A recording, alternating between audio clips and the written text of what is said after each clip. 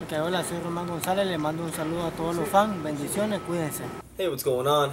It's your boy BT, and I came here to talk some boxing with the thousands of True School Sports subscribers. What's going on, guys? Now, as I'm shooting this video right now, it is currently Thursday, March 23rd, which would mean that it's been, Monday, Tuesday, Wednesday, 4 days since the robbery, and I say that, that's the only word we can use for it, robbery of Roman Gonzalez. Now, I was a bit calm during my post-fight review video and my live stream, just out of respect to the Thai guy, and honestly, I was just kind of shocked, to be honest with you, how bad the judging was. But you guys, honestly, you didn't seriously think that Roman Gonzalez was gonna get robbed, and I was gonna be silent about it. Now, it was ridiculous. It was ridiculous. It was a robbery of the highest magnitude. Okay, now I've had some time to think about the fight, and I've also had time to go back and rewatch it. And here's my assessments of the fight. Roman Gonzalez, obviously fighting in his fourth weight class.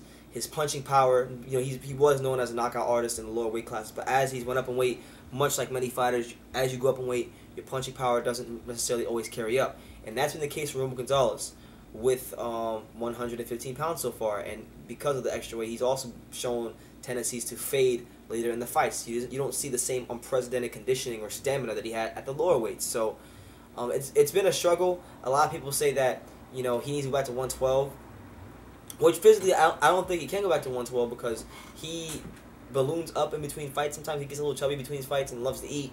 So I don't know if he's going to be willing to kill himself to get back to 112. But as far as the fight with Ron Viasi goes, where he got robbed, and then people justifying it, which is ridiculous. It's literally, and I don't say this, I want to make this clear, because I know I'm going to get idiots in my comments saying, well, you're just saying this because Roman's your favorite fighter, and you like him, and you're a fanboy, and all this nonsense. It's not even about that. It's the fact that this is such a clear robbery. Like, if you can't see that this is a robbery, I mean, you might need these. I mean, you might need my glasses. Like, it's pretty bad. Now, I'm gonna tell you why it's such a clear robbery.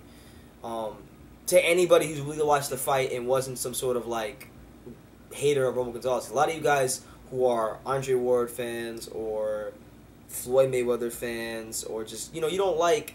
And I hate to do this. I really hate to do this because, but the fact of the matter is, I gotta call a spade a spade. You gotta call a spade a spade. A lot of the racist black boxing channels, and I gotta say it like that, are the main ones that wanted to see Roman Gonzalez lose, and yet they'll get mad at Daniel Jacobs for having a really close fight with Golovkin. That really could have won either way, and I think the knockdown was probably the difference. And there are cases you can make that Jacobs could have won, but that was a close fight. This, on the other hand, was not a close fight, and I'm gonna break it down to you why. Now, obviously, people lost their damn minds, and I know this for a fact because I was live on Google Hangout. People were telling me, they were laughing. They were kind of like having fun with me in the comments. So Roman Gonzalez gets knocked down in the first round by Ron Viasi, and mind you, the knockdown wasn't like it was like a flood. It wasn't a hard punch that kind of like knocked him senseless, or it wasn't some sort of like punch that hit him on his temple or his head that hurt him really badly, that knocked him down. It was literally a punch to where it was a body punch, and Roman was knocked off balance, and then he got right back up. It wasn't no devastating punch. So a lot of you guys claiming that he got his ass beat and all this stuff, I almost question what fight you were watching, because okay, he got the knockdown. That's a 2-point round for Ron Viasi. After that, the next couple rounds, I'm gonna say next 3-4 rounds, Roman came back, and you saw him kind of catch his rhythm. You saw Roman Gonzalez, unleash those 4, 5, 6 punch combinations, and what made it so easy for him in those rounds is the fact that Ron Viasi doesn't move his head. Ron Viasi, as far as his footwork goes and his foot speed, was very basic, and Roman could always step around him and create new punch angles, and he did. And I believe it was the 4th or the 5th round where he unleashed a 4 or 5 punch combination, and he damn near knocked him out. Like, he almost came back and knocked him out. And that, if he was able to do that, they probably would have been the most impressive win of his career, just to get up off the canvas and do that. But regardless, he puts 4 or 5 rounds in the bank. So you think, okay, 3, 4 rounds. If you score 4 out of the next 5 rounds for him, then that would mean going into the 6th round, Roman Gonzalez is up by a point because, yeah, 4 points. No. Okay, if you score 4 of the next 6 rounds for him, that would be 3 points for Ron Biasi because a knockdown gives him an extra point, and then a point for winning a round, and then 4 points for him. So Roman's up by a round.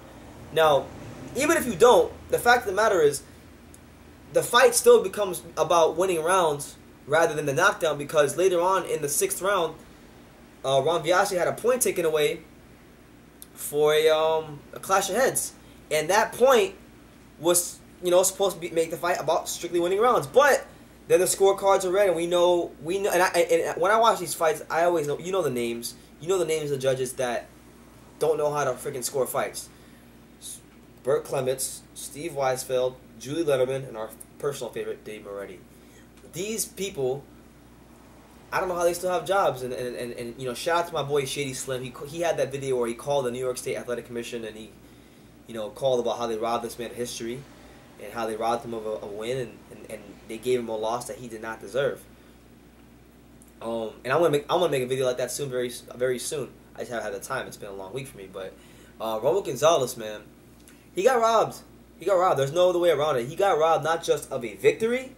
This man got robbed of earning his true place in the landscape of boxing greats. And what do you mean by that, BT? What are you talking about? Well, when the history books are written, it's always going to read that Roman Gonzalez had a loss. And, you know, losing is not bad. The best fighters have lost. But the fact of the matter is, he lost a fight that he didn't deserve to lose because it came down to winning rounds, and he clearly won more rounds. If you tell me that Ron Biasi won more rounds, you probably like Andre Ward. There's no way around it. You probably don't like Roman Gonzalez because he's not black. Like a lot of you guys are like the racist boxing fans. That's what it is, man. And I don't want to get into no race war. That's not really who I am. It's not my style. But I gotta call it out because I've been seeing it since, you know, for a while. Ever since Roman was elevated to #1. The only people that really hated on the guy was, you know, people, you know, like racist black boxing fans. Everybody else either said that, you know, they thought he was pound for pound #1, or for other reasons they thought he wasn't pound for pound #1, but they still thought he was a good fighter that was a pound for pound caliber fighter. So, you know, I just gotta call it out for what it is. And Roman Gonzalez, he got robbed of a chance to, and it's not even about passing Floyd Mayweather. I mean, obviously it's cool, you get to pass Floyd, but for me it was more about establishing yourself as the best, you know, of the smaller fighters. You know, Ricardo Lopez is generally looked at as one of those guys. Michael Carbajal is another one of those guys that people look at as maybe one of the best small fighters of all time.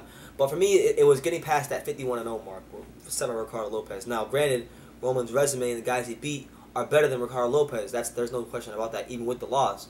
But to go 52-0, to go 53-0, you know, things like that, I just think it would have been a great accomplishment for him. It would have been great for boxing, and I think it really would have opened up the door even more for the smaller weight classes, because, you know, the smaller weight classes don't get as much attention because people want to see the heavyweights and things like that, which is understandable. But Roman Gonzalez, ever since he became the pound-for-pound king, has kind of opened up the door and shed a lot of light on some of the talent in the smaller weight classes, like Inoue and Quadras and Estrada and a lot of these guys. And not even just the fact that they robbed him of history. Boxing actually shot itself in the foot. Boxing shot itself in the foot because Roman Gonzalez, you know, his fights are still going to be on HBO. He's still going to be an exciting fighter. But the fact of the matter is, there won't be as much. And this is through no fault of his own, because his fights are always exciting. But there's just not going to be as much attention on him because that O is not there anymore. And that's not. That's just the nature of boxing, you know. That O means so much now, and it really shouldn't, but it's just how it is now, and you gotta accept it for what it is. Roman Gonzalez getting robbed hurts the small weight classes more than anything, and it sucks because you know, you want me as a boxing fan, as someone who can appreciate every and any weight class. I want to see guys. If you are the most talented fighter in the world, I don't care if you're a 112-pound fighter or you're a heavyweight. If you have had 46 wins, you have 38 knockouts, and your fights are exciting, and you sell 7,000 tickets, and you don't even speak English, all right, and you sell tickets, if there's just reasons for you to get paid more, you should get paid more. And Roman was an advocate for that. and I believe he still will be, but he's gonna have a lot less power, a lot less of a voice because of that. And not even just that, and it pissed me off because not even just with him losing, it not only exposed a lot of the corruption in boxing that we already knew about, but it's more so, exposed a lot of you people in the YouTube game, in the YouTube boxing community. A lot of y'all don't know shit about boxing, and that's what it is. Because a lot of you guys will say, well, I never thought he was pound for pound #1 because he never fought anybody. Now, I don't know who this guy is. You don't know who he is because you don't know shit about boxing. That's what it is. You don't know, you can't tell me, if you say you're a boxing fan, and keep in mind, boxing fan, when you say boxing, you mean the whole sport as a whole. Not heavyweight boxing fan, not super middleweight boxing fan, not welterweight boxing fan, boxing. That means from minimum weight, 105 pounds, all the way up to heavyweight, you follow the sport. And if we break it down that way, you guys are a boxing fan. It's kind of like me right now. Like, look at my shirt. I'm wearing an Everton shirt. Am I a fan of soccer as a whole? No, not really. I like Everton, and I watch English Premier League games. Teams that I think are interesting, like Tottenham or maybe Arsenal, or teams like that. But I wouldn't call myself overall a huge fan of all the leagues in soccer or soccer as a whole. I mean, I appreciate it, but I'm not a soccer fan as a whole. I'm just an Everton fan, and I watch the English Premier League because that's the league that appeals to me. Same thing with you boxing fans. A lot of you guys say, "Oh, I'm a boxing fan. You don't know shit about boxing. You know about boxing. You don't know but you don't even follow the smaller weight classes. Some of the most exciting fights that happen in this damn sport happen in the weight classes. You don't know about them. You don't care about them. Which is why when you talk about Roman Gonzalez and you say things like, "Oh well, I don't know who Akira Yagashi is, or Estrada, or Inoue, or Quadras." Like a lot of you guys didn't know who Quadras was before, or who else did he beat? Yutaka Nida. A lot of these guys that are truly, solid fighters. I'm not going to say Ron Viasi was this amazing fighter, but Ron Viasi was a solid guy, although I will admit he doesn't have a padded record because he's fought, I believe, 13 guys who made their pro debut. But he had a tough fight with Quadras, and he's established himself over the years as one of the hardest punchers in the division. And if you really the smaller weights, you would know that. So I think for me, this fight's not about Roman losing. Obviously, it sucks that he lost, but to me, it's more about the state of boxing at large. The state of boxing at large. The fact that not only are people happy, it's funny because a lot of you guys will cry robbery and corruption, but I feel it's selective.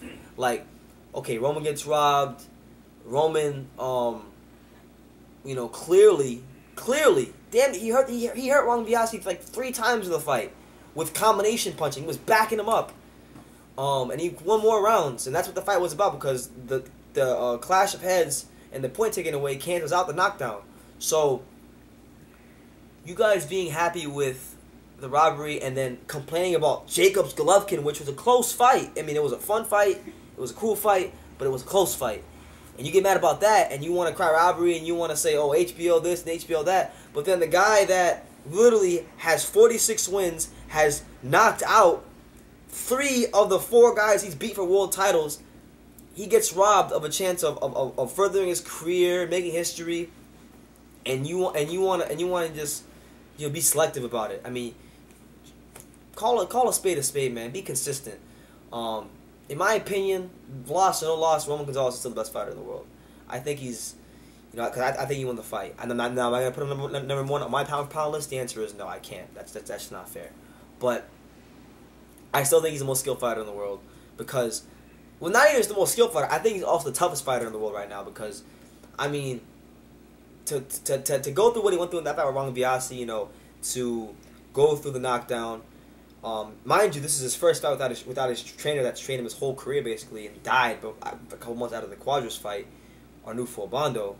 This is his first fight without Arnulfo Bando, so Roman's emotions are already high going into it. Then he suffers his first knockdown in a decade, so that he has that going against him, and then he has the 2 points going against him. He's fighting a guy who's a significantly stronger man than him, in Ron Viasi, and then on top of that, he gets hit in the head by the other guy in the clash of heads multiple times, which opens up that big gash right on his left eye that definitely affected him. It affected his energy levels. It affected his vision, and everything. Just as the fight wore on, and he just kept coming forward, and he kept unleashing accurate combinations, and he hurt this guy multiple times. And I don't think that people are looking at that enough, you know, because most fighters in that predicament, if they get a gash or a cut over their eye or the left eye, you know, and the fight is a tough knockout, drag down type of affair, they don't last for 12 rounds. They get stopped or something wrong goes for them, or accumulation stoppage. That didn't happen to Roman. He kept coming forward, and he was in many cases putting it on this guy, and he didn't get the decision at the end of the day. And he not only did he lose his chance at, you know, staying undefeated, but, you know, making history, and it sucks. But we knew it's boxing, and what kind of shocked me about it too was usually when a guy gets robbed, it's because it's to someone who has a bigger name or sells tickets or is a draw. And Ron Viasi isn't that kind of guy. Now, another way you could look at it too is Ron Viasi might not be a big name, but guess what? The WBC is a Mexican organization. Carlos Cuadras and Juan Francisco Estrada are Mexican fighters. You know, Roman Gonzalez is top rivals. And on top of that, these are guys that Roman openly said, hey, those guys looking for big paydays, I'm not fighting them until you pay me correctly, which I thought was just. But as you can see, the WBC maybe slid some money to them judges, and they said, hey, you better make sure you just do what you pay here to do and give the fight to Ron Viasi, and that's what happened. So it sucks, but I can't cry with spilt milk. I just want to get my thoughts out there on this because I've had time to think about it, and it was a truly great performance that is not going to ever get the recognition it truly deserves because it's a loss, and it's a blemish on what's been otherwise an incredible you know, resume, and it's still an incredible resume for Roman Gonzalez, and I'm looking forward to his next fights. Hopefully he can get the Ron Viasi rematch, or maybe I wouldn't mind seeing another Cuadras fight. I think although Cuadras I thought beat David Carmona wasn't maybe as lopsided as I remember watching it the first time. I remember Carmona landed some sharp punches, and Carmona is not the fastest guy in the world. I feel in a second fight with Cuadras, Roman will do a lot better, especially with a third fight at 115. So that's what it is. Just want to get my thoughts out there on this. Roman Gonzalez getting robbed by Ron Viasi, one of the worst robberies I've ever seen in my life. It might be, I don't know, it might be just as bad as Kovalev Ward. It's right up there with Kovalev Ward. I gotta say it is, because it really came down to winning rounds. Roman won more and more rounds. So, you know, it's right up there. It's definitely in the top 5 to 10 for sure. But you guys, let me know what you think. Do you think Roman Gonzalez got robbed? And if you do, you know, let me know why, and give me your whole overall assessment of the fight. What does Roman do from here? Where do you put him on your personal pound-for-pound list? All that good stuff. Let me know in the comments down below. We'll talk boxing as always. And yeah, that's what it is. So take the time to subscribe, do all that good stuff, and you can love me or you can hate me, but I'm just a kid from Daniel. So until next time, take care, guys.